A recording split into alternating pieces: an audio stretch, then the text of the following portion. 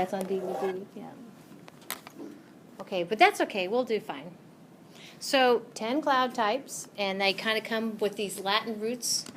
Actually, at the end of the last two slides in Chapter 4, we talked about stable clouds form stratus clouds, and unstable clouds form cumulus clouds. Okay, and so that's actually, you're seeing these words again. So it's kind of mix and match. So kind of flat clouds will have the name strato or stratus in them. Fluffy clouds will have the name cumulo in them. The other thing we do with the 10 cloud types is we talk about elevation. And actually there's 3 elevations. You know, it does, there's only 2 prefixes here. But if the elevation is kind of a low cloud, we don't do anything with the name. If it's kind of a middle cloud, we use the word alto in the name. And if it's a high cloud, we have to kind of incorporate the word cirro or cirrus in the name somehow. Okay, so with regard to elevation, there are 3 elevations. Low cloud, don't get anything. Middle is alto, upper is cirro or cirrus. The last little criteria to get our 10 cloud types is it precipitating or not? So if it actually is precipitating, then we have to use the word N-I-M-B, NIM, kind of somewhere in there. Nimbo or nimbus, N-I-M-B, means a precipitating cloud. So here we go. Let's see if we can, so one thing before we go. So there's this thing about fluffy clouds. We know we're going to call them cumulobla something, C-U-M something, if it's a fluffy cloud. See, here's the deal, though. We have fluffy clouds that are low level. We have fluffy clouds that are middle, and we have fluffy clouds that are high, okay? So the way you can judge whether it's a low cloud, we call that simply cumulus. Whether it's a middle fluffy cloud, we call that alto cumulus. Or whether it's high fluffy cloud, we call cirrocumulus. See, yeah, it's fluffy, it's got cumulus. For instance, that last one's cirro because it's high. One thing you do is just kind of judge its relative size. So if it's about the size, you extend your arm, it's about the size of your fist, it must be pretty close. So that would be just kind of a cumulus, okay? If it's about the size of your thumb, then it must be a middle layer, so that's alto cumulus. About the size of your pinky, and that would be the cirrocumulus. Okay, so those are the 3. All right, now on to a figure. So it's a busy figure, but let's see if we can kind of break it apart based upon those kind of little Latin prefixes. Yeah. First off, you see the low, the middle, and the high. Okay? So if I draw a line kind of here-ish, okay, I'm trying to kind of separate the high, the middle, and the low. So can you see the middle one? If we pick on the middle ones, that's pretty good. I like the middle ones. Alto stratus, they're middle flat. Alto cumulus, about the size of your thumb, they're middle fluffy. Right? Let's go ahead and do the upper ones, and we'll come back to do the lower ones. Notice the upper ones have the name cirro in them. Okay. Now, one of the things you want to kind of know is actually there's 2 kind of flat ones up there. There's the cirrostratus and the cirrus. The cirrus are just higher. Okay, they're both kind of flat. And then there are the cirrocumulus. So there's 3 at upper level, 2 in the middle. Not too bad, is it? One's lumpy, one's flat, right? Yeah. Lumpy is the cumulus. Yeah. At the top there, you mean? Yeah. Yeah, we actually have one fluffy and kind of 2 flat. Cirrocumulus. And then we have this cirrostratus, which is lower than cirrus. Okay. All right. Well, we need to find our precipitating ones. Let's do that next. So we have nimbostratus. Okay. Stratus meaning flat, nimbo meaning precipitating. And then, of course, we have the mother. You see the lightning coming from this thunderstorm cloud. So this is a T standing for thunder, storm, cloud. And a lot of times students already know the name of cumulonimbus cloud. Okay, that's your severe weather. Let's see. What we didn't cover yet would be the low-level clouds. Okay, so if somebody says, oh, that's a stratus cloud, then that means the fact they didn't use alto or cirro means it's a low-level flat cloud, stratus cloud. Okay? If somebody said that's a cumulus cloud, then since they didn't use alto or cirro, it must be a low-level, just a cumulus cloud. Okay. Then we have one of my least favorite clouds. That actually is kind of a hybrid between fluffy and flat, stratocumulus. It's a, and I'm going to show you a picture of each one of these clouds. But stratocumulus, again, they didn't use alto or cirro. Stratocumulus is a low-level cloud. Kind of got some characteristics of being both flat and fluffy. Okay, and I didn't count them, but I think we got 10. So you had 3, 2, 5, 6, 7, 8, 9, 10. Okay. The thing about cumulonimbus clouds, before I leave this, is can you see where basically it's what we call vertical development? Okay. Cumulonimbus clouds, basically it kind of does all these elevations. All right. So here is a figure from your textbook that just has some little bit of information about each one of them. Notice that, and I don't think I really hold you accountable for it, but notice that each one of them has a 2-letter designation. And sometimes your textbook will use that designation. Cumulonimbus is CB, regular cumulus is CU. Okay, some of them make more sense than others. But if we break them up, these are the 10 cloud types. Okay, this is high, middle, low, and these actually they're saying could be kind of, and it can build up to the middle and the high too.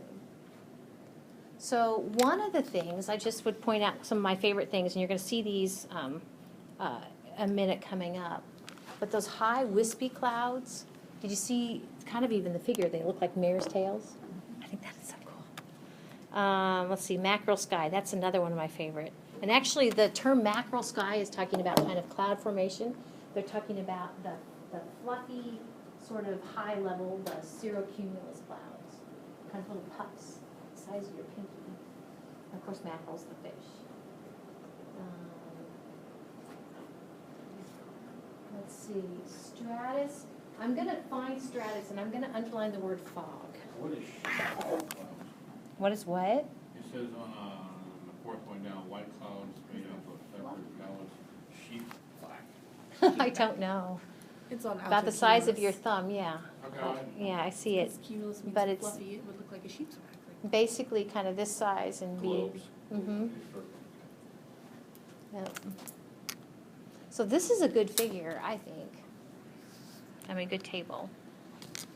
So we're going to talk through each of the 10, and I'm going to show you some miscellaneous clouds, and I'll try to emphasize which of the miscellaneous. The 10 you got to know, okay?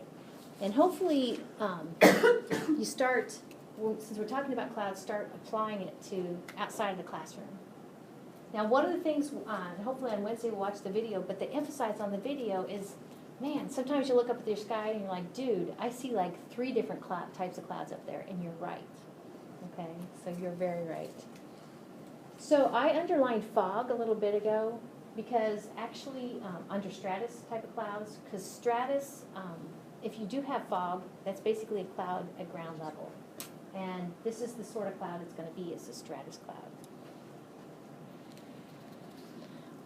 Stratocumulus, and again, it's my least favorite. Stratocumulus, you're like, that's an oxymoron statement. Okay, but basically they're kind of gray with a little bit of fluff to them. Stratocumulus, S.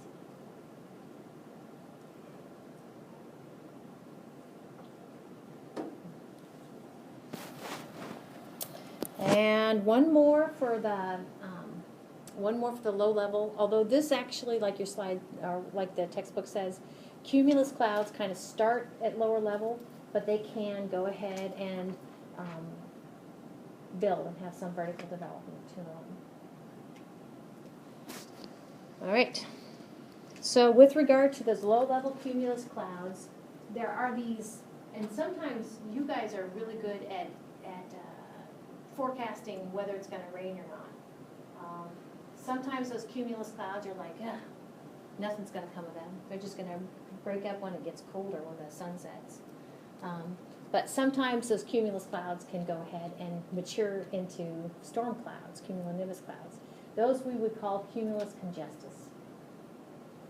But sometimes it tricks you, right? You see like a big, like, and you don't get anything from it. Sometimes you see like a cauliflower tower starting to build, you think, but then, Yeah. it kind of fizzes Yeah, out. it just fizzes out. So here's some pictures, kind of from, going in a circle, kind of from, and from left to right. So we have just regular cumulus clouds here, about the size of your fist, okay? Stratocumulus is over here, and to me, it's hard to kind of see that you have, that you can almost see beyond the kind of the ceiling of the cloud, kind of a little bit of fluff. So that's stratocumulus. These are just stratus. It looks like fog, doesn't it? Then then we'll hit our precipitating clouds. Of course, nimbostratus, nimbosimo, and cumulonimbus clouds.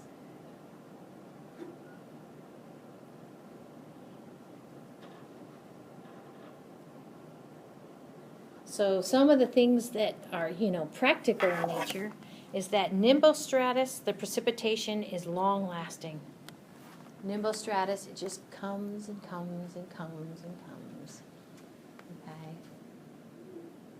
And oftentimes, these stratus clouds that give us precipitation are associated with those warm fronts, not always. And then cumulonimbus are associated with a cold front, and they are this episodic, intense rains, maybe intense. Basically, they are short, hopefully. They're relatively short-lived, these thunderstorm events, especially with a cold front. So here are a couple pictures from left to right. The left one, and I'm going to dim the lights for a minute, you can hardly see. It's hard to see, is it precipitating or not? We'll just have to take the photograph's word for it. It's precipitating over there. Nimbostratus and cumulonimbus. And again, is it raining? Well, we'd have to kind of look at the base of the cloud. All right. So middle clouds look like altostratus, AS, and altocumulus, AC.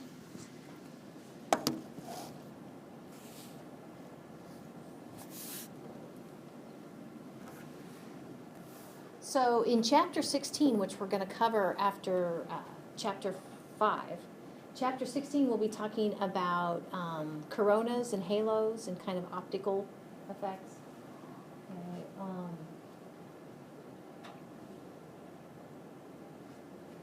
so that your stratus clouds in middle and upper elevation kind of give some effects to your sun and moon sometime.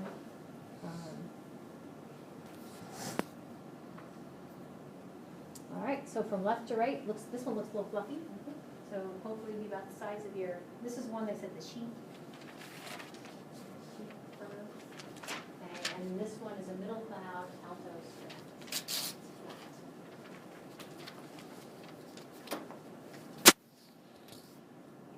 Then we get to the high clouds. There are 3 of them. 3 high clouds. Cirrocumulus, that's kind of what you're called mackerel sky sometimes.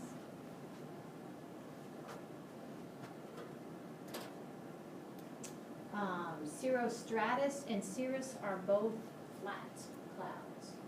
Cirrus are higher than cirrostratus.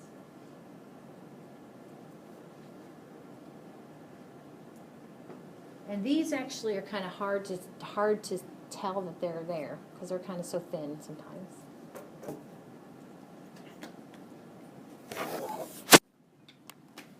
So just kind of circle. So here we see the term halos, and we'll be talking more about halos and corona, but halos is kind of like a ring around the sun or the moon.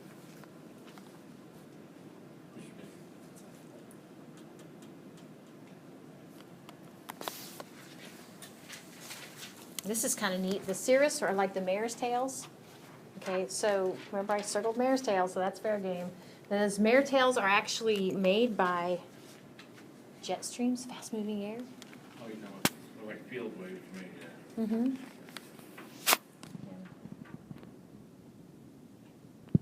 So here are pictures of those. Of course, the mare's tails, the cirrus clouds is the upper left. Here we have the mackerel sky down here. Those are your puffy sort of upper level clouds, cirrocumulus. And then over here we have cirrostratus, and can you see the halo? Isn't that pretty? Halo around the sun.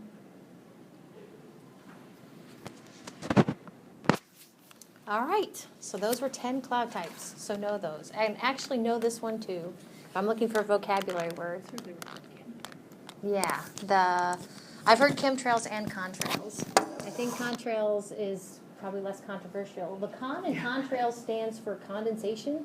So basically what a jet is doing is burning fuel, fossil fuels, and what it spits out, one of the products of burning anything, fossil fuels, is water, H2O. So basically that trail that a jet leaves is not necessarily pollution, all pollution, but the majority of it is basically water condensing. So one of the things that I think I must have read this is that if the air is pretty dry, basically that trail that the jet leaves is going to go ahead and won't stay for very long. But if it's already pretty moist up there, it'll go ahead and stay longer.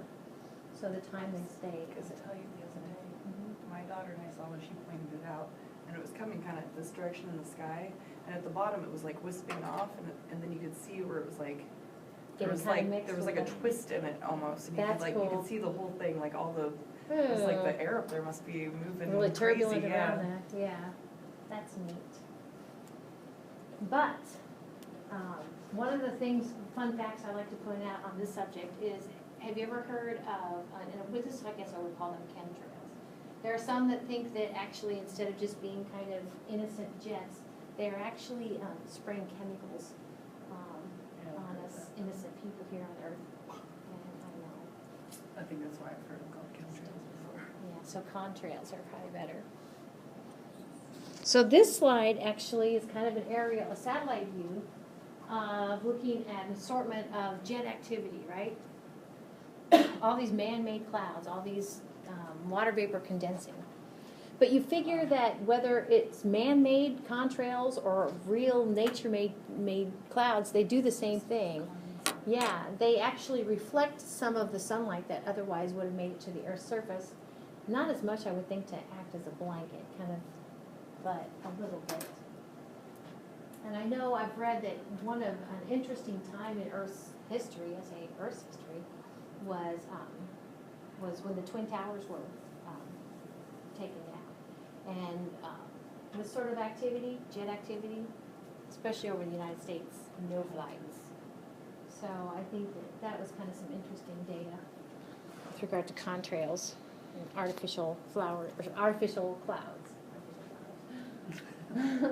So these are some miscellaneous clouds I want to kind of talk you through. These are outside the 10. And actually I'm going to introduce you to an 11th cloud that I believe is official now too. Of these three, the one that kind of grabs my attention, sometimes makes it to the test, is the third one, the lenticular clouds. So I'll make a little star there. So here's some pictures of those. So cirrus uncinus kind of looks like they look like regular cirrus clouds to me. I think it's hard to differentiate.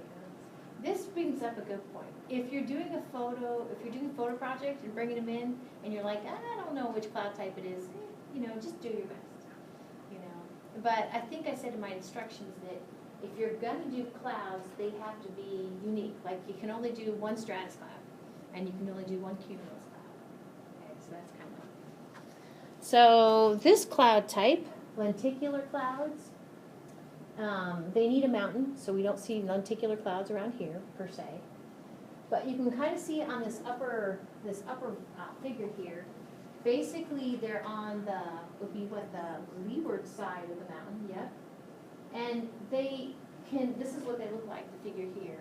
And they basically hover, but I like it because it's dynamic. That's to say that basically you have air traveling up and over the mountain.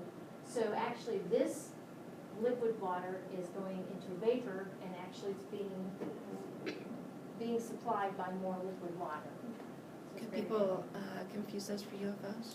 What's that? Could people confuse those for UFOs? They 'Cause that's can what it looks confuse like. them for UFOs. Very good. That's one of my favorite things too. They can hover for hours, and they do kind of look like a UFO or something's hiding in there. Especially if you saw them at night, like. Yeah. So, kind of some other miscellaneous clouds. I mentioned an 11th cloud type, and I'm going to go ahead and take you to this website. Okay. And I always think of asparagus, but it's Undulatus asperatus. And they're kind of a low-level cloud.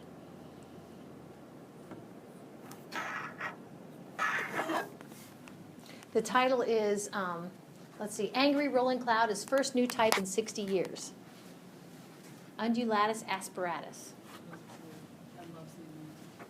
Yeah, I know I've seen those. I remember being exposed to this 11th cloud type, and I'm like, oh yeah, I see those all the time. I don't know, all the time. But they don't produce precipitation, but they lack that flat, because most clouds basically are at one, they have flat bottoms. This one, the menacing, the angry part of it is you're like, oh dude, if it's doing that, what's happening at upper elevations? And you're right to wonder about that. Okay? They look almost kind of translucent too. Yeah. So I have some other figures. Missouri, too. Yeah, yeah. It was in Pocahontas, Missouri. The first one I ever saw was actually in Cedar Rapids. Cedar Rapids. So these are just some miscellaneous, and I Googled asperatus, not necessarily undulatus apparatus. Okay, but this is kind of what we're looking at. I've definitely seen those. Yeah. They're pretty. Those aren't, that one isn't quite as scary looking as some of them are. Like that middle one? Like this one, Yeah, it looks like something's really, something's gonna cut loose. yeah, it looks like it. I agree. That one. Now, what is that cloud formation on the bottom, one in the center? This one almost looks like a wall cloud, some Yeah. sort of cumulonimbus sort of rotation Just going a on there. Weird formation. Yeah, And so, also so I'm really a not picture sure like if that one with is. the, I've seen the one on the right, down the bottom corner, I've seen that. This one? They're pretty. I think this is Cedar Rapids. You kind of recognize did we go to Cedar Rapids a lot? Okay, the cereal plate. yeah. It smells like burnt oatmeal and cedar. Yeah, it does. Smells like what? Like burnt oatmeal. They have a Quaker Oats factory Oh. there. It always smells like burnt cereal. Never been there. Oh, my best friend lives up there. So banner clouds, let's take a look at those. Oh, you need the word? It's come back. It's starting. This one, does it kind of look like a banner? Okay, so basically this again would be the leeward side of the mountain, windward side, and you just kind of see it. Looks like something's, It's hooked on the mountain. it does. Yeah, like it's grabbing the other side. Yeah, yeah. I like it. Okay. So the other three clouds, mammatus clouds, are associated with thunderstorm clouds. They're kind of on, let's see. Everybody loves thunderstorms. So if you go to spotter training, they're going to talk about this. Okay, so what's this layer of the Earth's atmosphere closest to the Earth? Starts with letter T. Troposphere. Very good. So basically, most clouds are confined to the troposphere. And actually, there's a couple exceptions, nacreous and noctilucent clouds.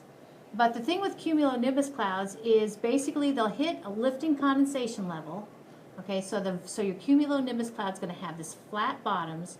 Sometimes they'll have kind of this trailing thing on front, but they oftentimes bump up against, this is called the tropopause, right? they bump up against the top of the troposphere and they flatten out. But they can go above that. They can, and if they go above that, actually, these are called overshooting tops. What they call it, the anvil or something like that. Mm-hmm. And the anvil is actually right here. This is the anvil. The flattened out part. And the Okay. reason I mentioned the anvil is actually underneath the anvil are these momentous clouds. So the picture you're going to see actually is a picture of this. 2 M's? 3 M's? 3 M's. That's an awful picture, but you get the idea. The nacreous clouds and the noctilucent clouds, the nacreous clouds goes into the stratosphere and the noctilucent clouds goes into the mesosphere.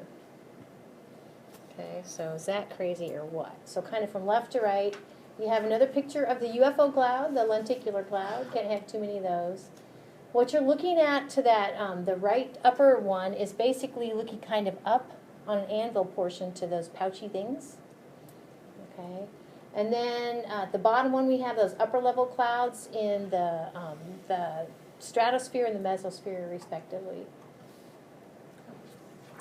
Oh, pretty cool, pretty cool. Well, that's a good place to get to today. So we'll pick up with fog, and I'm hoping to get that video to work. So probably kick off Wednesday with that. And then talk about stratus clouds. Is that on your, is that